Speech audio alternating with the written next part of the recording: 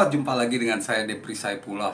Hari yang menyenangkan karena Indonesia U23 lolos ke semifinal, tapi tidak begitu menyenangkan juga buat fans timnas Indonesia karena timnas U23 asuhan Gerard van den Bosch dinilai masih tumpul.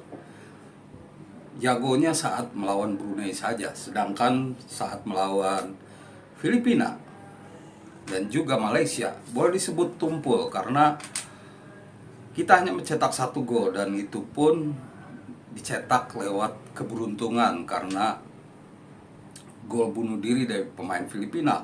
Sedangkan saat melawan Malaysia kita tidak bisa mencetak 1 gol pun. Ada masalah.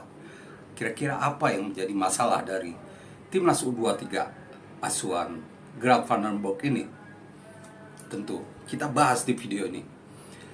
Kita tahu bahwa Gerard van den Bosch hadir di timnas U23 dengan harapan besar meraih kembali juara ASEAN Cup, ASEAN U23 Championship atau Piala AFF U23 setelah era Indra Safri dan juga Sinteyong. Tapi sejauh ini saya melihat bahwa racikan dari Gerard van den Bosch belum oke.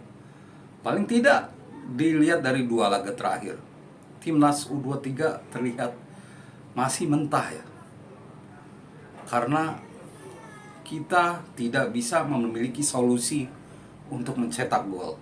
Oke lah bahwa tim ini baru ya. Tim ini dihuni banyak debutan. Tapi persiapan mereka kan sudah cukup lama, sekitar 3 minggu dari sejak akhir Juni lalu.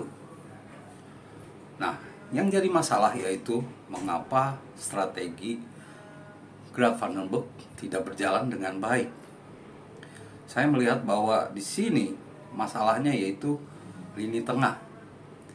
Kita atau timnas U23 terlalu bergantung kepada satu pemain, dan kabar buruknya lini tengah Indonesia kemungkinan tidak diperkuat lagi oleh Arkan Fikri ya.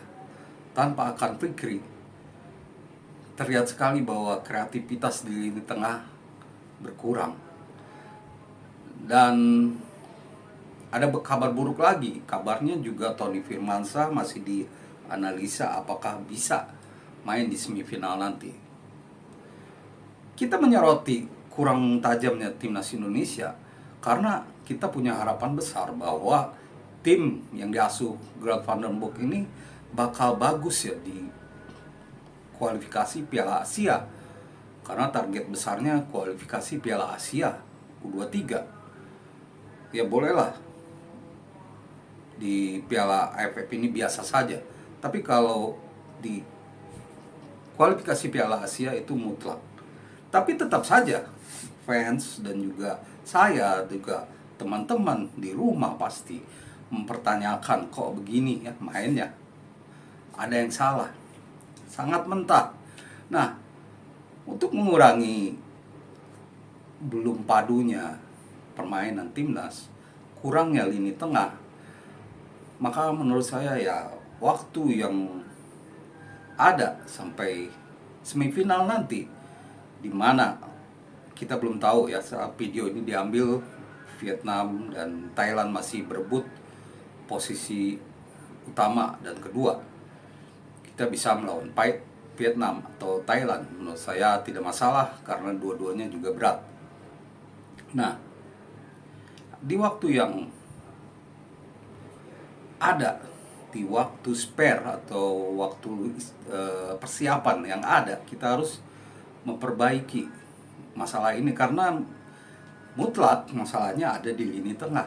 Saat melawan Malaysia, saya melihat bahwa terlalu cepat pemain-pemain timnas Indonesia kehilangan bola. Saat ditekan oleh pemain lawan, sangat mudah untuk kehilangan bola. Nah, kita akan kehilangan paling tidak Arkan Fikri, Tony Firmansyah, 2 pemain bagus. Apa yang harus dilakukan oleh Gerard Van Book? Menurut saya, karena fokus kita adalah di lini tengah, ya makanya harus memaksimalkan pemain-pemain yang ada. Di 23 pemain yang dipilih oleh Gerard Van Book, sebenarnya banyak pemain-pemain bagus yang bisa dimaksimalkan oleh Garuda Muda. Gerard Van Book, ada Yardan Yafi, ada Dominikus Dion, lalu ada Altaf Indi. Ya, mau tidak mau, pemain-pemain ini, Firman Juliansa, pemain-pemain ini harus dilihat di masa persiapan sebelum semifinal. Tetapkan siapa yang akan jadi starter, karena menghadapi Vietnam atau Thailand, tantangannya akan lebih besar. Dan sejauh ini Gerard Van den Berg mengutak-atik ya, di belakang bisa 3, bisa 4 back, bisa 4-4-2, bisa 3-4-2, bisa 3-4-3, bisa 4-4-2. Jadi fleksibel. Ya apapun formasinya menurut saya. Sebenarnya Gerard Van den Berg punya pemain yang cukup.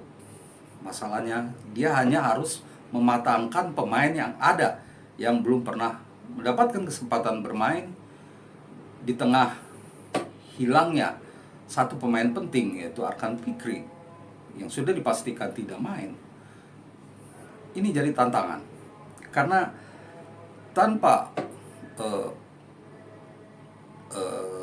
kreativitas dari lini tengah, pemainan timnas U23 pasti selalu mentok karena aliran bola pasti dari belakang ke tengah dan tentu akhirnya ke striker. Ya, selain lini tengah ya kita juga harus membuktikan diri lagi untuk lini depan. Jet Raven sejauh ini baru mencetak gol hanya ke tim yang lemah, Brunei Darussalam. Tidak bisa dilihat sebagai prestasi walaupun golnya bagus, tapi permainannya mereka tim lemah. Harus diperbaiki lagi. Jadi ya selain lini tengah, lini depan juga pantas jadi perhatian ya bagi Gerard Van Book di laga semifinal nanti. Saya secara pribadi sih mengapresiasi ya keberhasilan timnas lolos ke semifinal, karena kalau dilihat dari jumlah gol atau 2 tahun lalu dibandingkan dengan 2 tahun lalu sebenarnya ya bagus juga. 2 tahun lalu juga kita hanya mencetak 2 gol di 2 laga ya, karena waktu masih dilatih Sintayong. Ini masih lebih banyak 9 gol ya walaupun melawan Brunei. Harusnya itu lebih baik. Jadi ada satu hal yang perlu diapresiasi. Itu artinya bahwa timnas U23 ini ada potensi bagus, ada potensi untuk naik. Tinggal Gerard Van den Berg harus benar-benar melihat potensi pemainnya dan mencoba pemain-pemain yang ada ini di latihan strategi atau di latihan taktik, dan harus memutuskan siapa kira-kira yang akan jadi pengganti Arkan Fikri. Ya waktu lawan Malaysia terlihat sekali ya, Ryan Hanan, lalu Tony Firmansyah, lalu Rahmat Arjuna juga yang agak mundur ke belakang, tidak bisa berbuat banyak saat ditekan. Ini harus dikurangi lagi untuk laga semifinal karena aliran bola harus benar-benar mulus agar bisa tercipta peluang. Dan Gerard Van den Berg juga harus cari cara. Kalau saat lawan bertahan total, harus cari cara, harus tahu cara bagaimana mendobrak pertahanan Grendel atau parkir bus dari lawan. Itu biasa di sepak bola, menjadi tantangan. Dia harus membuktikan bahwa dia memang pelatih yang jitu, asalkan dia melakukannya di timnas U23 kali ini di semifinal. Kita tunggu. Demikian teman-teman ulasannya, semoga menjadi informasi yang berguna untuk semua. Terima kasih dan salam olahraga.